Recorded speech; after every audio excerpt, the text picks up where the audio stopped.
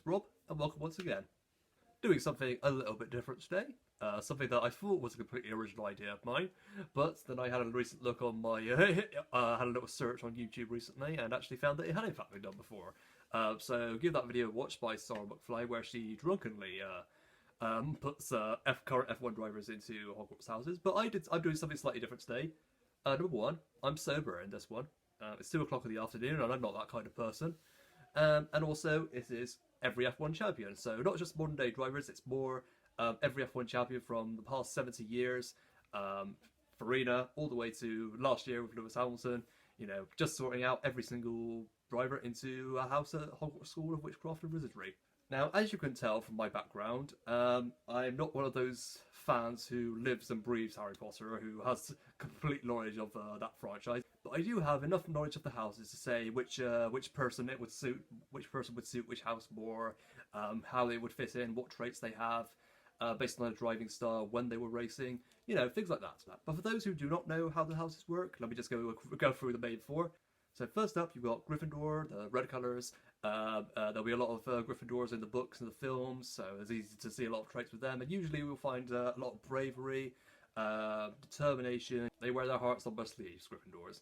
Next up, you have the Slytherins, green.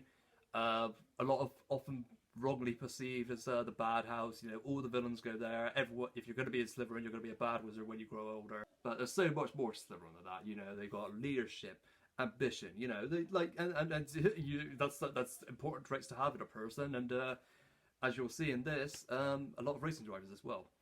And then you've got blue colours for Ravenclaw, a pretty popular house because the awards for knowledge, wisdom, you know, who doesn't like being called smart, especially when you're a racing driver. You know, that's I wanted to be a Ravenclaw for quite a few years, but I did a recent as possible quiz where they decide which house you would work in, and I got Hufflepuff, and I am not disappointed.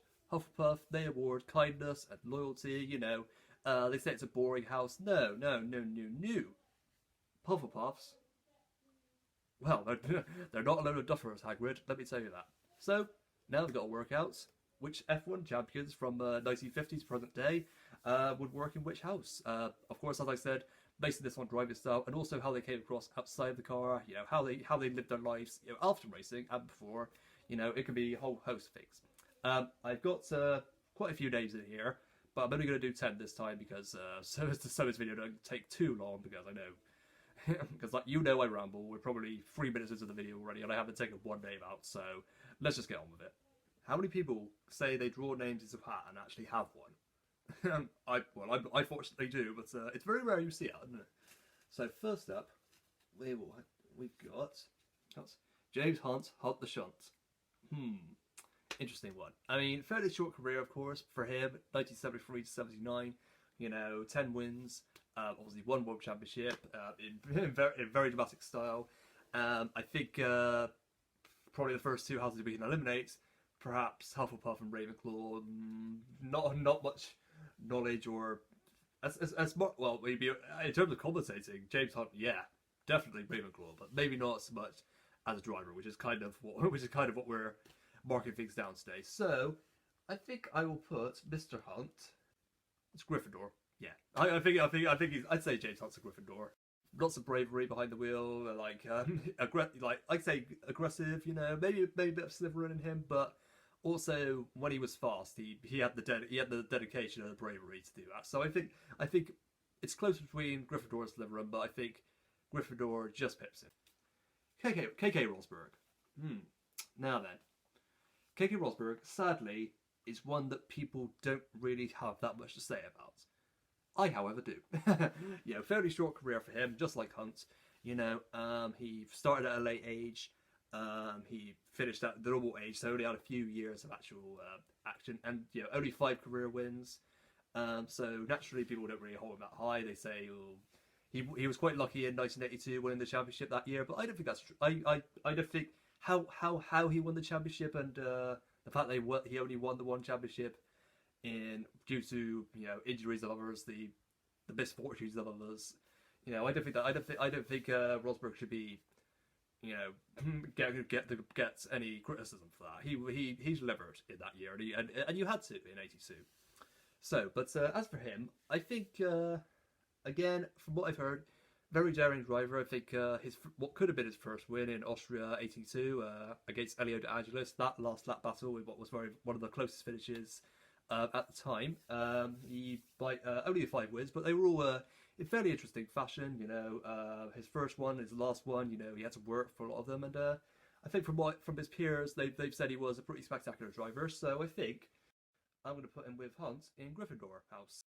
You're getting a lot of Gryffindors in here today. I mean, when you think about it, F1 is the ultimate brave man sport. You know, you'll get a lot of braver people in there. So hopefully we'll get someone else, someone for a different house for this next one. Well, this is another easy one. Ayrton Senna. Gryffindor again. Let's face it. Where else could it be? You know, Senna, the bravest man, possibly in F1 ever. You know, up there with you know, that like Rosberg and Hunt. You'd think, oh, maybe a bit more Slytherin, maybe a bit more Ravenclaw for those two. But Senna, comfortably Gryffindor. Like, where else could you go? I mean, not just because he wore red pretty much his whole career at McLaren. The one description I give for Senna all the time is he might not have been the greatest driver F1 ever had, but he is the greatest racer F1 has ever had. So yeah, that is why he's in Gryffindor. Bravery, dedication, you know, also dedication to his country, Brazil as well. You know, he was Brazil. They adored him, and he'd be a head boy Gryffindor. Honestly, he had that level of bravery, and the world is a lot worse off without him still. Interesting one here, Nelson Piquet. Interesting one. Fast driver, very fast. Quite a character outside the car. Obviously, with the incident with Salazar, where you know, they ended up in a fight afterwards, you think, oh, Piquet is a bit of a, you know, ambitious, and maybe, I don't want to go Gryffindor again. I think I will go with Slytherin. Yeah, I'm sorry, Piquet. You weren't a bad driver at all. I think he did have leadership and ambition. You know, the two most dominant traits with Slytherins. You know, maybe his wit outside the car might have been more a Ravenclaw than anything else. But now I think about it, maybe more of a Slytherin than anything. Maybe more of a Slytherin as a driver. Jacques Villeneuve. The way he's not afraid to run his mouth now kind of holds him in a lower regard nowadays. So maybe people think he's more of a Slytherin now. When he was a driver, there was a bit of bravery, determination in there, so maybe a bit more Gryffindor. But then you think about his time at BAR, which, okay, it kind of ruined his whole career. But he still stuck with them for 5 whole seasons. Well, just under 5 seasons. Despite everything, with in the hope that they will become a dominant team, make him champion again. You know, it didn't work in the end, but he still stayed there, and that loyalty, I think, puts Villeneuve in Hufflepuff. We probably question that decision now, looking at his involvement with media now. But as a driver, I'd say he's more of a Hufflepuff than any of the other houses, at least for the BAR years. For our 6th students, we have Damon Hill. Obviously, winning the championship in 1996, what was pretty much his last chance. But when I'd say he was a racer. He had a bit of a tough time on occasion. I think maybe his bravery and determination wasn't quite there when he had to work for a race win. He won races in dominating fashion, absolutely. But I think he was a better driver in terms of when he was out front. You know, not having to make too many overtakes.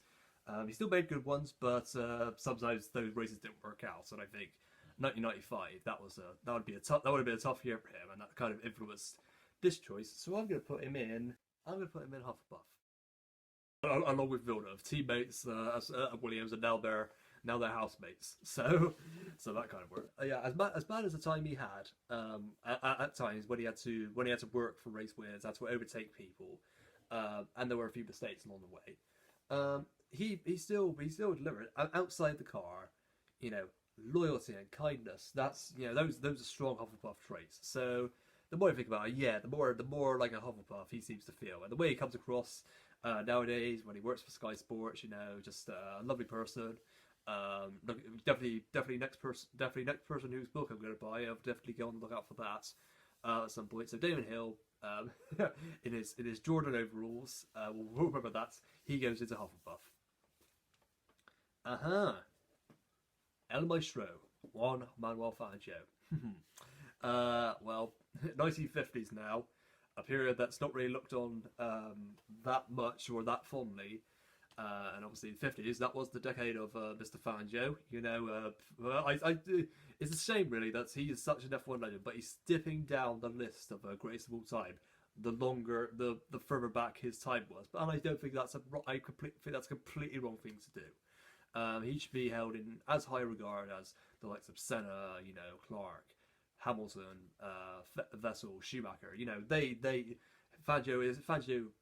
Hopefully 100 years from hopefully when we get to the 2050s, 100 years from when Fangio was winning all the time, he'll still be in the top 10 greatest of all time, and he won't have disappeared into oblivion because of how long ago his time was. No, I don't think that's wrong at all. But as for his house, I think the thing that influences my choice on this occasion is the fact that he changed teams this much. You know. Like the first one with Alfa Romeo, the second one with, well, it's kind of Maserati and Mercedes, third with Mercedes again, then Ferrari, and then back to Maserati. So five championships, driving for four different teams. That's got to be impressive. So for someone that clever to adapt to different cars, well, of course, I'm sure there wasn't that much car difference at the time. It certainly didn't slow him down. But for him to adapt to those four cars that well, you know, that knowledge, you know, domination, I'm going to put Fangio as the first Ravenclaw of this video. And I'm not just saying that because I want to finally put someone as a Ravenclaw. I do genuinely think he was a Ravenclaw, and maybe more of a Gryffindor when you think of the way of his dominance and the way he overtook people in dominating fashion. You know, so fast. Maybe he's a cross between those two. But then you think of how calculated he was. I think he's more of a Ravenclaw than a Gryffindor on this occasion. Well, slightly easier one this time. Niki Lauda up bravery levels with Ayrton Senna, so easily Gryffindor, matching his red helmet, a colour that's synonymous with Niki. I mean, how could it not be Gryffindor? Not just because of the colours, but because one of the bravest men F1 has ever had. Nigel Mansell, Il Leone. I think Gryffindor has a lion on their crest. If that's true, Mansell Gryffindor then. Again, it's not just based on that really. Mansell is again with Lauda and Senna, Rosberg and Hunt as, you know, the incredibly brave drivers, you know, with a ton of skill, you know, unstoppable at times. Mansell, you know, so many memorable moments.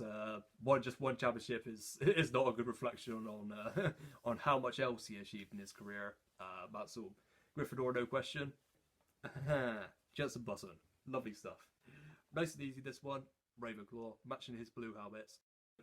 Quite an easy one this one. I've grown up with him, seen well, his whole career was in my lifetime.